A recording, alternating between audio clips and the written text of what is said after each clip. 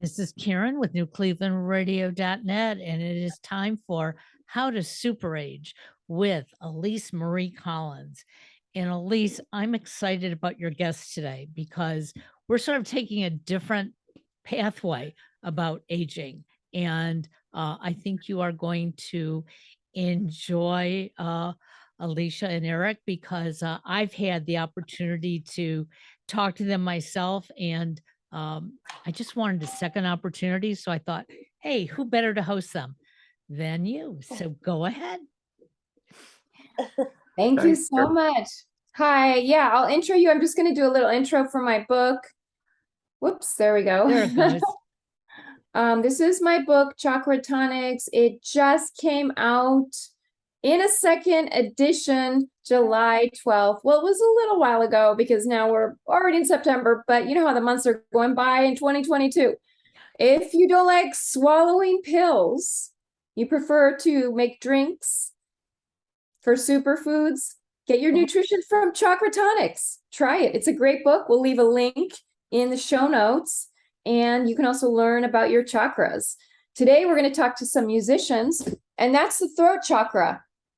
Listening and vocalizing, it's generally the creativity center where we put out like our sort of creative vision. We all do it in different ways. Some of us talk on podcasts and some of us are musicians, but we're going to hear from Alicia Aragon and Eric Lieberman.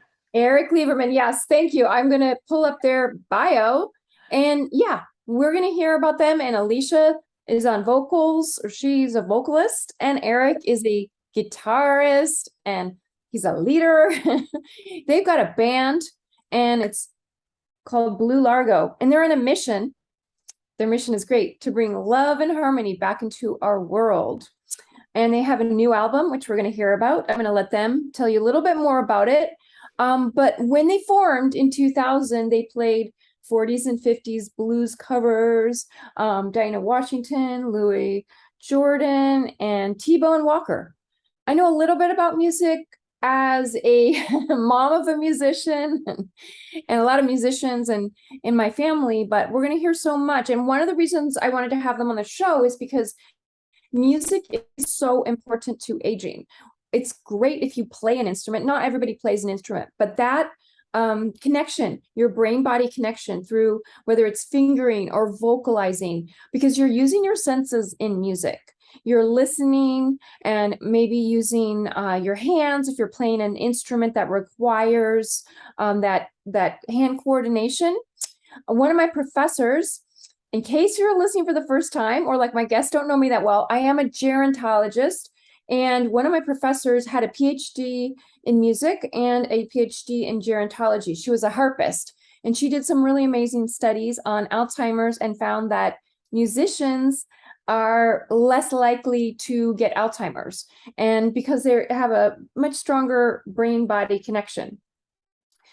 So I think that's all I want to say right now about our guests. They're going to tell us about their new album that's out. And we're going to learn a lot more about, I think I'd like to start, we're going to learn about them. And I want to learn about what role does music play in your life? Has it always been a part of your life? And you can both answer all these questions or defer to each other. I just love to hear from both of you, because I think you're a dynamic duo, or you might have another name for it. Dynamic duo is okay. Our band is actually a 7-piece band, and on our new record, there's our core band, which is 7 pieces, plus, there are some additional horns and organs and some violin on some stuff and backing vocals. So it's a pretty big production. But Alicia, could you just grab a CD out of that box right over there, since you're closer to it? We are so not prepared that we're doing this interview to promote our new record, and that's okay. Go, but here it is. It's called "You Got to Believe." Hold it closer to the camera and even describe it, because some people will be listening on the airwaves and they won't be able to see it. Is that good? That looks great. It's got a nice Blue Largo. It looks like a nice CD, and It's a painting that a friend of ours did, and this is our band on the back. That's Nice. our Yeah. band photo, and it's chock full of liner notes if you were looking for some bedtime reading. But to answer your well, first of all, the title track, "You Got to Believe," I guess it applies to people that are aging, but I think it would apply to anybody. It's really a song that came to me about um, persevering to achieve your goals and not giving up, even when it seems like the obstacles may be insurmountable. I don't know if Karen told you, Elise, but I've been dealing with a neurological condition called focal dystonia for over the past 15 years. And, it's a very difficult thing to completely overcome. There's no real medications for it. There's some, therapies that are recommended, and sometimes more successful than others. That's what I believe in, and I've been steadfast on this journey to overcome this for the past 15 years, and I've made great progress. I think I'm probably 95% back to where I was. I often play with a thumb pick instead of a flat pick as a guitar player, which is the way I've always played, with a flat pick. But it's somewhat of a crutch to me, but it's there's nothing wrong with that. It doesn't delegitimize my playing, and it allows me to play the closest to the way I did before I developed this condition. And to answer your question more directly, has music always been a part of our lives? I would have to say that for me, I became aware of live music at a very young age. I grew up in Asbury Park, New Jersey, and in the early '60s, long before the Bruce Springsteen. Long before Bruce Springsteen put Asbury Park on the map. I remember going to the boardwalk with my parents often in the summer, and we would park on a street that was perpendicular to the boardwalk, and would be walking towards the boardwalk past this bar in Asbury called the Wonder Bar, which is still there. And I would hear, this is the first time I remember hearing live music, and they had these windows in the summer that would be open. So the music would be like wafting out of the windows at a pretty loud volume. And I remember like looking in and seeing these guys playing guitars and drums on this stage. And I was probably 5 or 6 years old, but it made a big impact on me. And I started taking guitar lessons right after I saw the Beatles on the Ed Sullivan Show in 1964. And it hasn't stopped. The desire, the drive, and the passion has not stopped. That was about, I don't know, almost 60 years ago, I guess. So yes, it's always been a primary part of my life. I never played sports, was never any good in sports or anything, so it's always been my number one thing. Alicia? But for me, even though I always appreciated music, and I'm a Motown girl, and my parents were very musical, I was actually a great shower singer until he noticed me. You still sound good in the shower. I still sound good. Yeah. Get good acoustics in the shower. And I was always way too shy, but I always appreciated music. And Eric is my greatest inspiration, because he's really been behind me getting out there and doing something that I wouldn't normally do, because I'm pretty shy in many ways. But yes, music has always been, I've always been, as a teenager, as an adult, as a mature person, it's part of our life. And even though Alicia says she hasn't done it professionally until I twisted her arm to do it, that was 22 years ago. So at this point, she's not a novice at all. And the cool thing is that I met Alicia at a club that I was playing at 3 nights a week, 50 nights out of the year for 4 years back in the early to mid 80s. And she was waitressing there. And I learned that she always very intentionally would only seek out waitressing jobs at venues that had live blues, soul, or jazz music, because she loved it that much. She didn't want to work any place unless it was a live, music venue with that kind of music. And You learn a lot, by being a spectator, So, and I always appreciated that. And I got to meet some of the best musicians ever. So I'm really honored that I had that opportunity. Wow.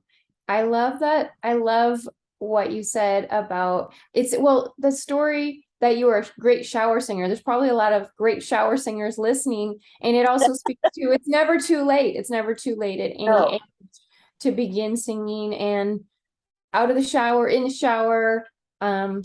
Singing is a great healing, in my opinion.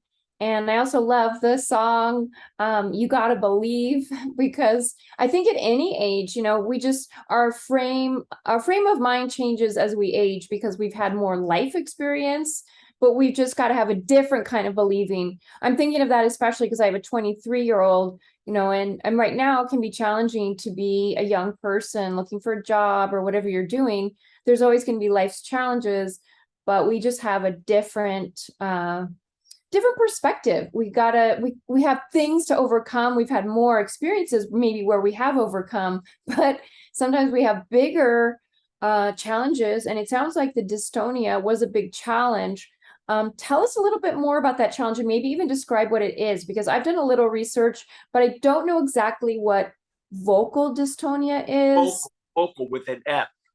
Focal. Oh yeah, focal. Then that's your hand. Yes. Okay. Focal. Yes. Focal, first of all, focal dystonia is called focal because it's focused to one part of your body and mostly only doing one particular activity. Surgeons can get it, medical surgeons, dentists can get it. Usually working with, if you get it in your hands, it's not just being a musician, but it's working with any very fine hand movement. What it is, first of all, it comes on suddenly. At least for me it did, or my awareness of it was sudden. I was playing for 30 years, no problems at all. One night we were playing a gig at a small venue in San Diego, and from the beginning of the night, my picks were flying out of my hand across the floor. It was almost if my thumb was coming up involuntarily. And at that time, there was a doctor, a pathologist named John Campbell, who followed our band. And I asked him about it. And he said, it may be something neurological. You should go see your primary care physician about it. So I did. And he referred me to a neurologist in San Diego, a guy named Dr. Jablecki. And they just do a clinical test on you for about an hour and a half. He tried to get me to do all kinds of things. And, there's no blood test or MRI or anything that will show it. And after about an hour and a half, he said, I think you have focal dystonia. And it sounded like some kind of, Russian word or Indian word. Lo and behold, I became an expert on it myself within a couple of weeks. And what happens is that first of all, there's a gene that predisposes you to it. And Jews from Lithuania, for whatever reason, are more predestined to have this gene than other people.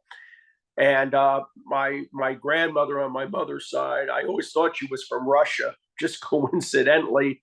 some distant cousin of mine did a family history search and found out she was from Lithuania. I don't know. It's also brought on by an obsessive compulsive manner of practicing. It's not the physical thing, but it's your mental changing, state. changing. Well, that's a whole other thing, Alicia. Yeah. You were correct, and I was very obsessive and compulsive about my right hand. I always sensed a certain stiffness in my playing, and I thought if I changed my right hand technique, I could play more fluidly. And anyway, that's probably how I brought. So it makes sense that I got it in my right hand rather than my left hand. At one point in this conversation, you mistakenly said vocal dystonia. Vocalists can get it in their vocal cords. Horn players can get it in their embouchure. Classical musicians are known to get it more than blues or jazz or rock musicians. Why? Because they are known to be the most obsessive compulsive, and they're disciplined and they're practicing. For I'd say the first 5-6 years, I could barely play at all. I could barely play in time, and I had no control over the pick. It was almost as if the pick were gripped by a rubber band. It was just flailing, and it wasn't a matter of only when I dropped it. Even when I could hold on to it, I didn't have the control to really play in time. And people would say, why don't you just play with your fingers? And that was not that much easier or better for me. I went to University of California in San Francisco and met with this focal dystonia expert up there, a Dr. Byle, B-Y-L. This is, 15 years ago when I first got it. I was fortunate enough to be able to meet with her. And she encouraged me to stop playing altogether and to try to do things that would create new neurotransmitters that would take over for the damaged ones by doing such things as learning how to read braille, taking piano lessons, basically teaching yourself to do new things with the same part of your body that is affected with the focal dystonia. And I did all those things, except I couldn't force myself to stop playing. In fact, whenever I was playing piano, I'd always be just wishing that I really wanted to be playing the guitar. And I think the verdict's still out on whether how much it helps to completely stop playing. What I started to do is I tried to very intentionally change my right hand technique. I always played with my middle finger to my ring finger, my pinky finger outstretched. And again, it was my own neurosis. I heard stiffness in my playing. Once I got my dystonia, I wished I could play that fluid as before I got it. But I saw a lot of the jazz players like Kenny Burrell and Barney Kessel, Grant Green, a lot of the 1950s and 60s jazz guitar players that I really loved played with a loose cupped hand. So I tried to change my technique of playing. And I think that's maybe more than anything how I brought it on, because I was, forcing myself to do something that my brain didn't recognize, because it was different than what my brain recognized for 40 years prior to that. How old were you when it came on? I was 56. No, I was way young. I was 50. It was 6 months into my 50th year, and I'm 66 now. I've been dealing with it for 60. This November, I think, will be 17 years. It was November 8th. I remember the day. I can tell you everybody was playing on that gig with us that night. But anyway, at the same time, it's crazy, because I used to always wish that I could play like Jimmy Vaughn or Anson Thunderberg or Ronnie Earl or T-Bone Walker or B.B. King or Charlie Christian. And once I developed my dystonia and I saw some video footage or heard some recordings of, us or other bands I had been in before, and I go, wow, now I wish I could just play like me. So it's been kind of that Hard lesson. it's been a hard lesson to not be so hard on myself and to just appreciate to be able to play normal and not worry that I wasn't this guy or that guy. And it gave me a great motivation and great goal to this day. When I get up every single morning, that's my goal of the day. I'm working towards conquering this dystonia. Whether it ever happens or not, I don't know, but I can't seem to bring myself to stop focusing on and believing that it can happen. Because again, and I've seen it improve, to us. And I like working on it because I love playing the guitar, man. That's, a big part of it. I don't know. He's pretty dedicated and committed pretty much to everything he puts his heart and mind to. As long as you're not asking me to do it. Elise, what impresses me about Alicia and Eric is that they didn't stop and say, like Alicia, when Eric brought you on to perform in the band, you didn't stop and say, oh, I'm X years old, I'm too old to do this. Okay. You just said, okay, let's try it out. And Eric, when you got the dystonia, a lot of people at age 50 would say, okay, well, my career's over, I'm going to have to find something else to do. But you didn't. You said, you know what, I'm going to find a way to do this. Okay. And I'm going to do it at my best. And I think, Elise, this is what we talk about in your program, is that at every age, we have a new ability. Right. And that's what the two of you both got. You got new abilities and now you're using them. And it's been great for us, to be able to play together. And not only that, what's crazy is because of my dystonia came on in 2006. We made our very first record together called What a Day in 2000, I think it came out. And then in 2003, our second album came out called Still in Love with You. And then, we probably would have recorded again by about 2006 or 2007 or whatever, every 3 or 4 years. Because of my dystonia, we didn't record again for another 13 years, or between 2003 and 2015, or that's 12 years or whatever. And finally, by 2015, Alicia was really like saying, Eric, we have to do something new. We have to generate some kind of buzz. And I go, I think I might be okay to try to record again. And, the recording studio is pretty forgiving because if you mess something up, you can go back and fix it. And, prior to this time, we always were a cover band. When I say a cover band, we were a band that was covering what are to most people very obscure 1940s, 50s, jazz and blues songs, covers. So it wasn't like, we were a Fleetwood Mac cover playing those kind of songs. But I had jotted down a few just song ideas. There were just ideas that came to me. I didn't really consider myself a songwriter, at least not since I was in high school and people used to laugh at my songs. So I decided I would just dedicate the rest of my life to learning how to play like T-Bone Walker. But what's crazy is that when we did record this album, which we thought would just be, again, the coolest blues and jazz covers we could find, we had 7 original songs on that record. Then we recorded another record called Before the Devil Steals Your Soul, which came out in 2018. That had 11 original songs.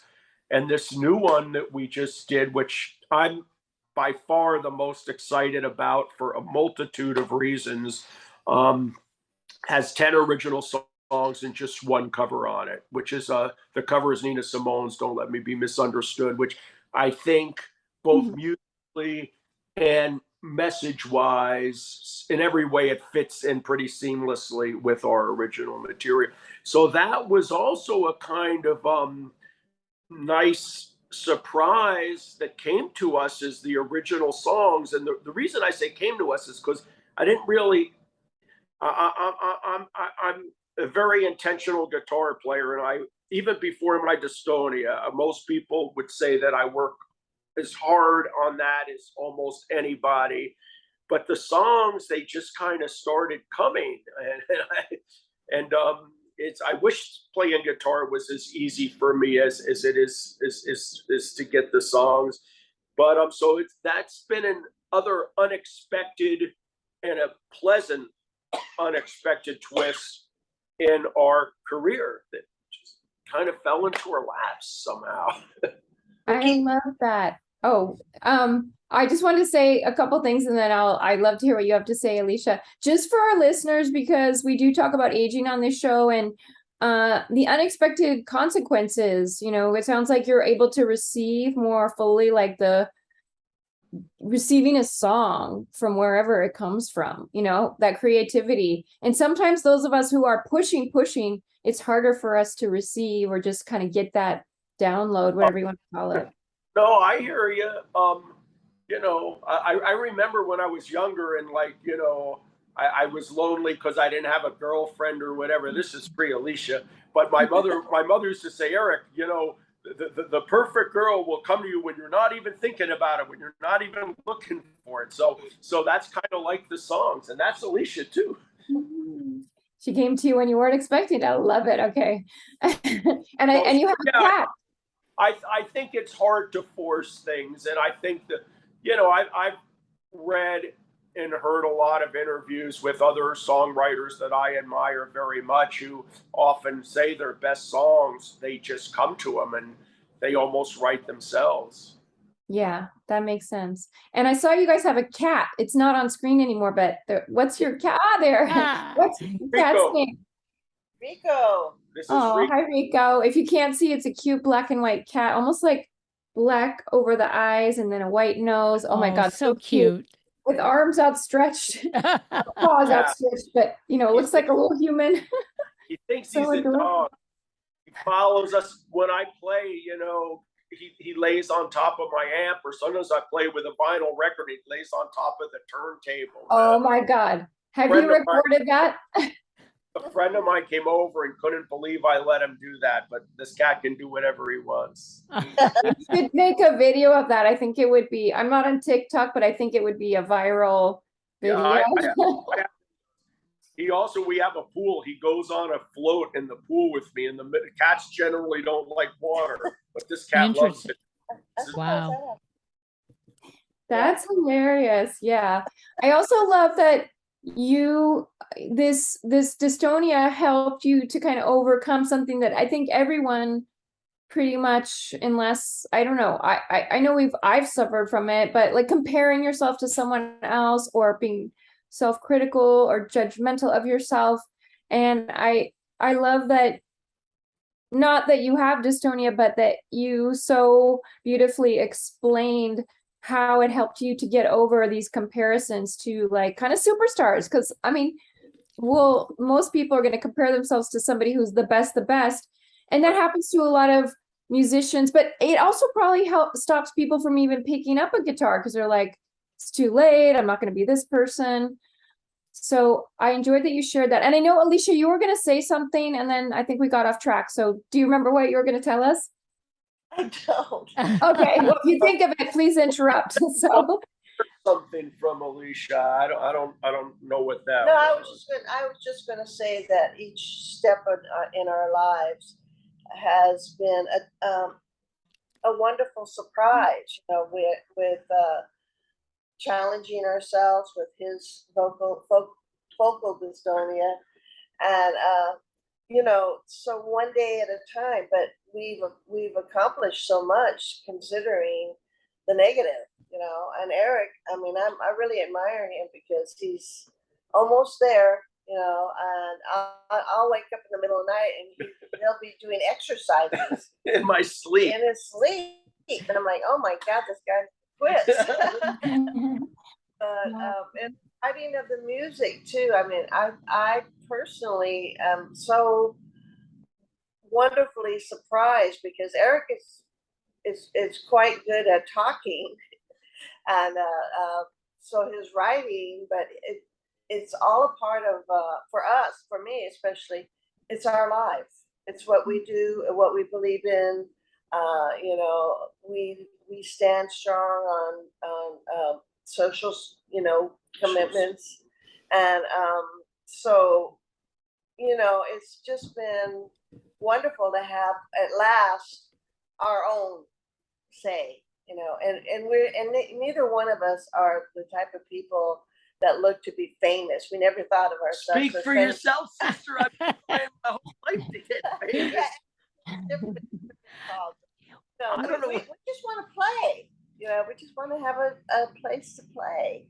Play it, share yeah. our passion. You know. Yeah, everything else is really icing on the cake. The feeling of playing is you know, we had dinner last night with another couple, great guitar player and band leader, and his wife plays bass and sings with him. They're just getting ready to go do a 7-week tour of Europe at the end of September. But we were talking about a gig that I happened to see them play maybe a year before the pandemic. And I was so moved by that, I actually wrote a little review on it that was published in the San Diego Troubadour Music Magazine. But, you know, my friend Scott was telling me that when he was driving home from that gig that night, he felt like if he never played again, that would be okay. That was a great enough note to end on. And I didn't say, wow, man, that's an amazing thing. I said, I know exactly that feeling. I go, there have been nights when I've driven home from a gig, maybe before Alicia and I were even playing together by myself. And I thought, if I get in a car crash and die tonight, this is not a bad way to go out, because I could never imagine feeling higher and more fulfilled than I am right now. It doesn't happen a lot, which is what makes those special gigs so special and so memorable. But when they happen, there's nothing like it. And we just had one of those on August 15th. I mean, I'm 66 years old, and I thought it was one of the best nights I've ever had playing in my entire life, not just for me, but for the entire band. It was magical. And I'll tell you, since we're talking about aging, another thing that was incredibly inspiring to me is I grew up with Jackson Browne's music, the Late for the Sky, the Pretender, Running on Empty era. And I first time I saw him was in 1976 in St. Pete, Florida. And I've seen him, I think, 2 other times over the past maybe 10 years. And then Alicia and I just went to a show he did at a great outdoor venue in San Diego called Humphreys. We actually play there in their lounge, but they have a big outdoor concert stage last Wednesday night. And I thought it would be good. I wouldn't have gone if I didn't think it'd be good, but it was so great that we decided to get tickets, which we scored some great seats, man, and went to Costa Mesa on Saturday night. And I don't know exactly how old Jackson Browne is, but I think he's probably about 72 to 74. And I believe he and his band are so at the top of their game. I actually pulled up a YouTube, official YouTube video of them playing at the Capitol Theater. I'm not sure that's the one in Passaic, New Jersey, which is where I grew up. But it just says the Capitol Theater from 1976. And, you know, a lot of people would say, okay, that's when this artist was in their prime. I think he and his band are infinitely better now. So in terms, a lot of people think that, you know, by the time you're coming out of your 50s, well, you've hit your prime and it's downhill. But man, was it inspiring to see this guy and they played for 2 hours and 50 minutes, 50 minutes. I see all these young bands. I saw the Black Pumas, man, who I love, play for an hour. And, you know, we saw St. Paul and the Broken Bones play for 90 minutes. And like, here's Jackson Browne and his band playing for 3 hours, man. It was so that, you know, I don't know if I tell you that other than the fact that it really ties in I think, to this idea that just because you're getting, into to your 70s or whatever, that it's not all over. And in fact, you can be better than you ever were. Well, So, and we have a lot of great musicians out there that we, look at. I mean, Paul McCartney, okay? oh, And there's I so know. many others. And that's why I think when you are passionate about what you do, you keep reinventing yourself. And we have to, and whether we're performers or not, we have to keep reinventing ourselves so we are the best version of ourselves at that moment in time. And the two of you are proving that you've done that. Well, I Thank you. appreciate you saying that, Karen, but for Alicia, it may have been a little bit more intentional. She made a conscious decision to like start singing, in midlife or whatever, or singing professionally. She's always sang. But for me, with the songwriting, I think that's how I invented myself. But that was so unconscious and so unintentional. I swear, I never sat down and said, I'm going to write a song. Yeah, I might have just jotted some ideas. Mostly, I'd go out on a bike ride and I'd come home from my bike ride and go, Alicia, I got this song, man. And, she wasn't so. And this goes back to what Elise was saying about how musicians are known to be less inclined to develop Alzheimer's. But I know keeping your mind sharp, and they have all these, like they say, to read and to play card games and to crossword puzzles. But Alicia, all of a sudden, I mean, she's never been a big one on memorizing things, and all of a sudden, over the past several years, she learned 30 of my original songs in the past since 2015. So in the past 7 years, and a lot of my songs are pretty wordy. They have I'm not, they're not quite Bob Dylan wordy, but and Alicia always hates them when I first show them to her. She goes, I don't really like this song. Stop riding your bike. No, and then after she finally learns it, she goes, honey, I really love this song. And I go, I thought you don't like it. She goes, I didn't like, just said I didn't like it because I didn't want to have to learn it. But she does, and to her credit, man, and I think that's a great thing, man, for Well, for your mind. I think another thing that comes to mind that I think is really important. A lot of women, you got to have the right woman in your life if you're an a musician. Either way, because I know so many young girls that they fall in love with the guy in the band, and then it doesn't work out because they expect them to change. They don't change. Musicians don't change. That's right. And so you have to be the kind of girl that knows that, appreciates that, knows that. Like Roxanne, she was a mortgage broker and for years, and then her husband and her were just hanging out, and he taught her how to play bass. And the next thing you know, they're playing bass. She's playing bass with this band. And she quit her job, and now she's writing songs. She's writing great songs. So it's like you just never know. That's wonderful. I love all the stories you're telling, and I just also wanted to. There's so many things I want to underline, but we won't get to all of them. That's okay. So many things about music that really help us as we age. And also I love that the stories about Jackson Browne, because I was thinking in the 70s, I don't know exactly what the life expectancy was, but because our life expectancy is increasing, there's so many more rock stars that are aging. And I think we really need to reinvent that idea of rock star, hip hop star, any kind of musical star.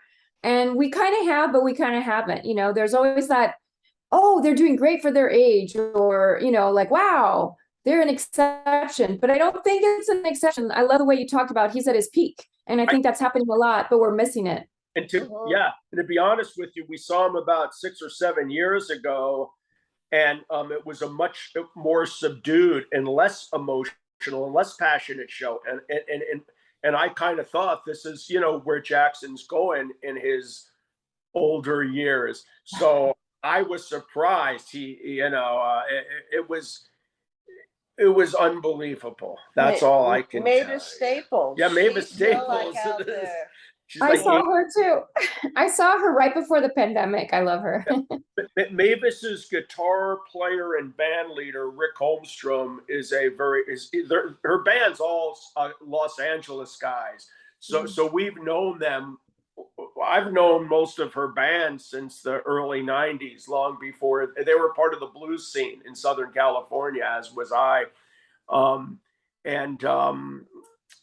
Yeah, in fact, her guitar player produced mine and Alicia's very first album that we made together back in 2000.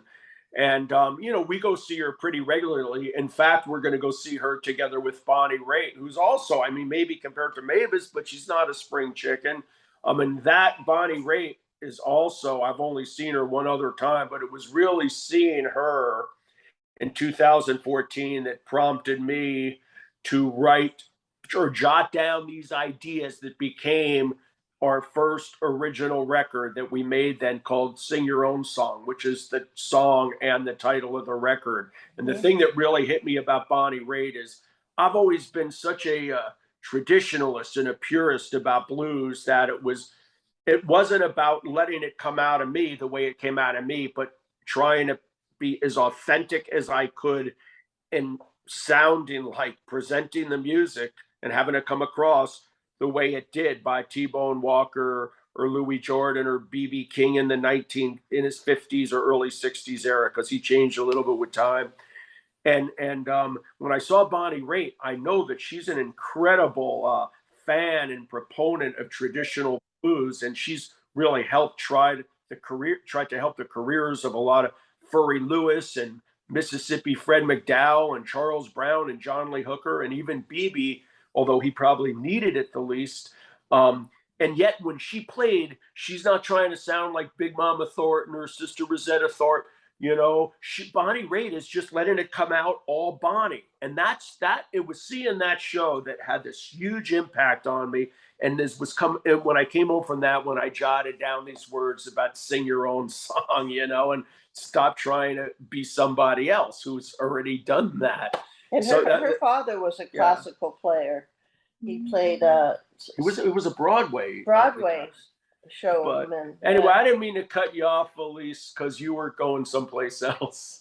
Oh no, it's all good. It's all good. I think we're gonna have to wrap it up in a minute, but maybe tell us where everybody can get your new album, or it's on digital probably, or CD, unless you put out LPs. Well, let me say one other thing about aging and music.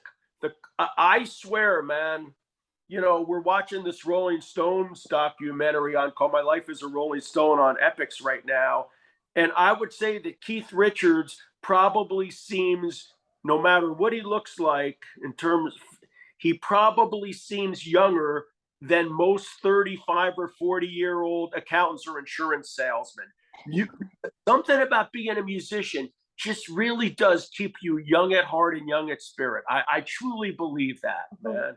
Okay, so our record called Got to Believe by Blue Largo, and it drops this Friday, September 9th. It will be available on all streaming platforms, Spotify, iTunes, and all of those.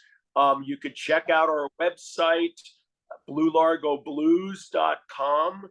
There's a great music video for the first single called the song A World Without Soul. I don't want to live in a world without soul. And you could also order the CD through CD Baby if you want the hard copy. Wonderful. Wow. Thank you so much. Sing your own song. That's a great. I love talking with you guys, and thanks for indulging me with my long-winded and rambling stories. Oh, it's wonderful. Thank you. It's been great. Bye, Elise. Bye, Karen. Have a great day, everybody. Bye-bye now. Enjoy. Can't wait to hear your new CD. Up.